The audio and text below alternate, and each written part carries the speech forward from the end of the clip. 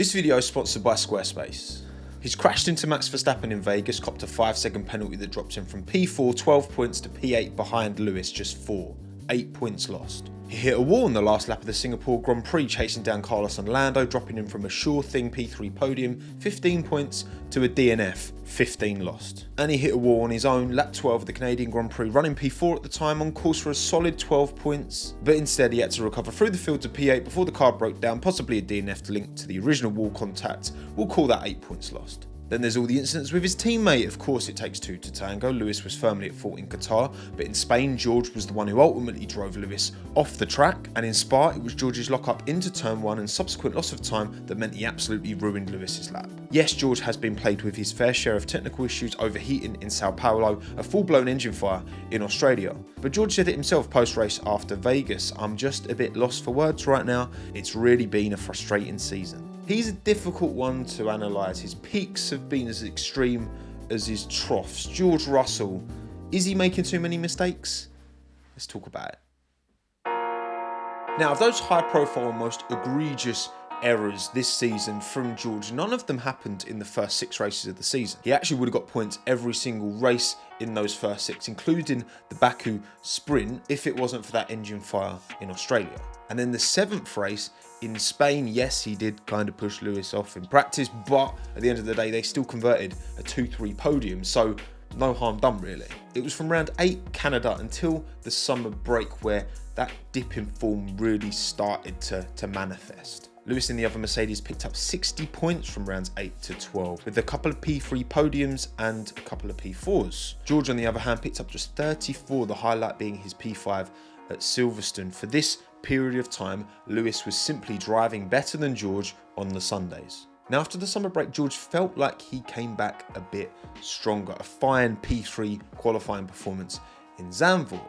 It was good to have a break, and I came in with a fresh set of ideas, good reset, and we were in a good place for tomorrow to fight for the podium. Unfortunately, that was cut short by a bit of a stinky wet weather strategy from Mercedes, and he also ended up getting kind of taken out by Yuki Tsunoda. But you look at round 14, Italy onwards, Lewis has stood on the podium 3 times. Yes, 1 was taken away. And yes, Lewis was again at fault for that Qatar incident, no doubt. But particularly George's Singapore and now Vegas mistakes, they felt pretty rookie-esque, you know, and that's quoting George. After Singapore, he said, "I am a rookie."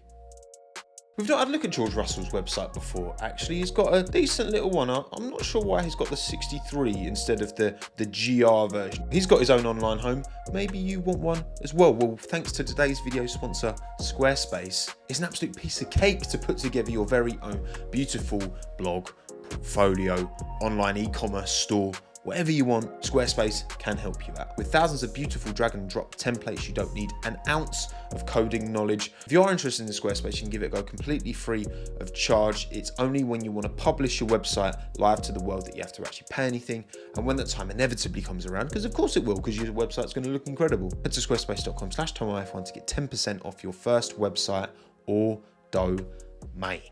Now look, George has been in for a lot of scrutiny this year, and I think a lot of the scrutiny has been fair, but I don't think all of it has been. And I do think part of that is a product we see quite often when you've got a really, really popular teammate. For example, Esteban Ocon, Fernando Alonso in the Alpine, right? They came together quite a bit. And look, I'm the first to say, Ocon was predominantly at fault, I think, for the majority of those coming together between the two of them.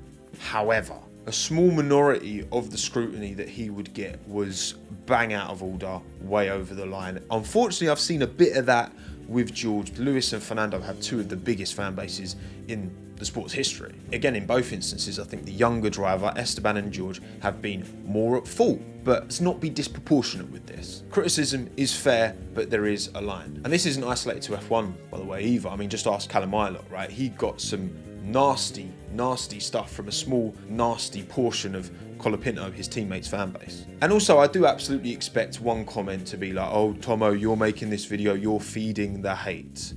No, like, I really, really don't like that perspective. I'm a fan with an opinion. I have an opinion that he's making too many mistakes right now, and I should be able to vocalize that respectfully to the world. This is the power of YouTube and social media, right? Unfortunately, there will be people who take things too far. That's always going to be the case, sadly enough. All we can do is call that nonsense out. But we shouldn't allow that angry minority to take away our space to have a sensible, grown-up, nuanced conversation. If you give those kind of people power, then they're the only voices that will be left because everyone else will be too scared to say anything. Anyway, back to George. Look, sporting wise, I do think he has the most important ingredient, right, that an F1 driver needs. He has that in abundance, I would say.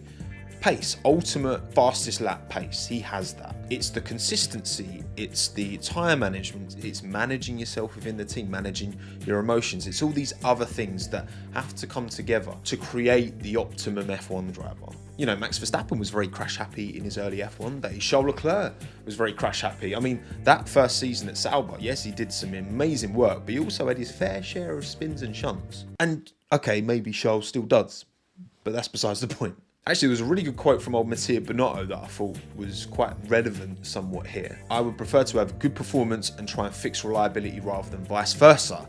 Now, some of you might be being like, Tommo, he's not talking about driver, he's talking about the car. Yes, he was talking about the car, all right? You'd rather have the car have top performance and then be a bit, blowy uppy rather than not optimum performance but super reliable. But the same goes for drivers, surely. Better to have a driver who has that optimum performance potential and puts it in the barrier every now and then than someone who doesn't really shun but just doesn't have that dog in them. Now, of course, you could argue maybe Pastor Maldonado had the ultimate pace just on like every now and then slightly, but he crashed way too much. Okay, there is a extreme that, all right, maybe you won't go towards that, but George Russell for sure is in that prior camp. He has the pace, I have no doubt in my mind, to fight at the top, to fight for a world title.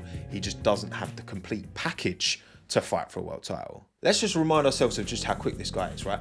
Wind the clocks back to 2018, Formula 2, pretty dominant championship win against a stacked field with Lando Norris and Alex Albon behind him. Pole positions all season, George got 5, Alex got 3, Lando got 1. Wins, George got 7, Alex got 4, Lando got 1. Lando was a bit younger than these two, so that kind of explains it. Obviously, he's blown up massively, right? But he still finished ahead of Alex in the Drivers' Championship because Lando was very consistent throughout the course of the year. He might not have won loads of races, got loads of poles, but he was always up there, which, if anything, is a bigger marker of a top quality driver, the top quality driver that he has now become. At the end of the day, George went toe-to-toe in equal machinery. Yes, I know it's not completely equal in Formula 2, but broadly speaking, at least relative to F1, and came out on top pretty comfortably in the end. Then you look to the Williams days, obviously his first shot at F1, very difficult. That was a terrible car. You had a post-injury Kubica and Latifi as teammates. He absolutely destroyed them both in qualifying, but you can't glean much from that. So you have to wait until last season, his debut season at Mercedes. And again, this was his debut season alongside Lewis Hamilton, statistically the greatest of all time. Yet in qualifying, which again, ultimate pace, and Lewis was clearly not comfortable with the car and possibly, experimenting more with setups, blah, blah, blah. We will never know to what extent that adversely affected Lewis's performance. Them two had the closest margin of any teammate pairing last year in qualifying. It was 11-5 in appropriate sessions being analysed anyway by the race, link below, head-to-heads in favour of Lewis, which might sound like a lot, but that average gap was just 0.012 seconds, 12 milliseconds average. That's crazy. That's crazy impressive. Then this year, taking all 21 non-sprint race qualifying sessions into account, their head-to-head is 11-10 in favour of Lewis with 1 to go. That average gap, it must be small. I've not done it just yet because I'm going to save that for a post-season video where I'm going to dig into the details of all the qualifying gaps between all the teammates. George is putting up relative Lewis numbers that are at least equaling Nico Rosberg, if not closer to Lewis than Nico was. I mean, take that 2016 season. Nico won the championship, Lewis came second. Head to head, Lewis was still in favour, 12-9. But you know what's actually crazy about that year, and that kind of explains maybe why Nico won in the end. He never finished qualifying any lower than P2. 8 P1s, 13 P2s. Average 1.62. Lewis, on the other hand, had 12 poles, but had a bunch of stinkers where he was qualifying right down the order. Average was P4.14 in the end. Crazy. And Lewis Hamilton, this is the guy who came in as a rookie and matched Fernando Alonso in his debut season. Yes, he had lots of testing, but that was still insanely impressive. Has won 7 world titles. Could easily be more if he gets a bit more luck in 2007, 2016, 2021. It could be 10. And I think the most impressive one is the winning every single season. Obviously, didn't win one last year, but every season of his career where that McLaren was not always anywhere near the quickest car, yet he'd always find a way to get it done. Lewis is a serious driver, right? Whether you like him or not. And George is matching him in qualifying. It's so impressive. And as much as points aren't won on Saturday, I think that fact deserves more respect, I guess. George is way more of a Rosberg than he is a Bottas, no doubt. I mean, yes, he did technically beat Lewis last year, and again, messing with the car setup, blah, blah, blah. That was a terrible car last season. It's been a pretty terrible car this year, relative to their expectations anyway. Now, what I will say is we've not seen George go toe-to-toe with Lewis to fight for a world title. I do think he would be fine. I do think George has that dog in him to do it. I think we saw that at Brazil last year, where George had that pressure from Lewis all race, and he held on. And he got it done way more than we ever really saw from Valtteri, for example. I mean, he only challenged in 2019-20 at the very start of the season by winning both season openers both those years, and then quite quickly his title charge fell away. Similar in a way to Checo this year, actually. Strong starts to the year, good in Baku, good in Saudi, completely unable to maintain it and fell down relative big points gap quite quickly. Would I be surprised if George had kind of studied Nico Rosberg's approach to being a teammate with Lewis? I would not be surprised. I mean, Nico has talked about this before, how he believes George just can't be the nice guy, because it's a good point he makes. You know, as soon as you start conceding to your teammate all the time, that just is going to reinforce a team decision to favour the other garage when the going gets tough. You need to make it difficult. You owe it to yourself to make it difficult for the team to make a clear decision one way or the other. Otherwise, if/when Mercedes do have a title fighting car with these two in it, you want to be in that conversation. George wants his world title, and he knows fundamentally Mercedes, regardless of how well George does, are going to want to get Lewis that 8th world title because of what happened in 21. Look, George definitely needs to work on his race management. I think Lewis's tyre preservation skills have always been quite kind of underrated. We're seeing Lando do a similar thing to Oscar, where that ultimate pace, it's fairly close. I mean, George is definitely closer to Lewis than Oscar is to Lando, but it's really in the races where Lando's flexing now and pulling away from Piastri. But also, I just think he needs to just practice a bit of patience. He's got a very strong mentality, I think, George. He wears his heart on his sleeve, but you know what? Like, he's definitely a leader-style driver, and they've got two leaders. That's the issue at Mercedes, right? Because Lewis has been leading this team for the longest time now. George has come in with this mentality of running things at Williams almost, carrying that team through and getting them cool points opportunities. He's the head of GPDA, like, he's taken that responsibility. And I think he's struggling to balance that with being a good teammate to Lewis and playing the team game. I would argue he's more of a leader than Lando and Alex. He exhibits, to me, more of those qualities as a leader.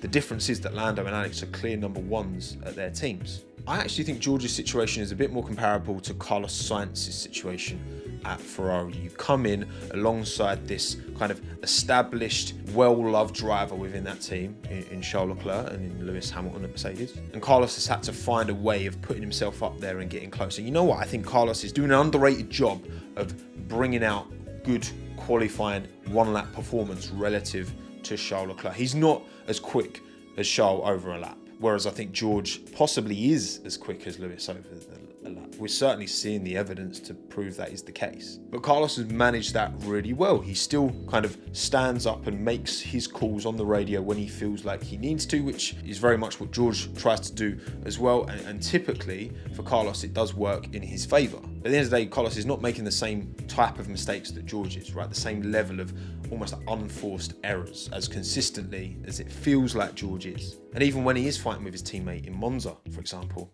you keep it clean and you carry on. And they seem to have a really good relationship then too. I think George just needs to be careful not to push the team away from him by being too combative with Lewis Hamilton. But let me know what you think in the comments down below. Is George getting an unfair time of it? And does he have the minerals to be a world champion? I think he does. But he is definitely making too many mistakes. Sort it out, George. Come on, I believe in you. My name's Tommo. Thanks again. Have a good one. Ta-da.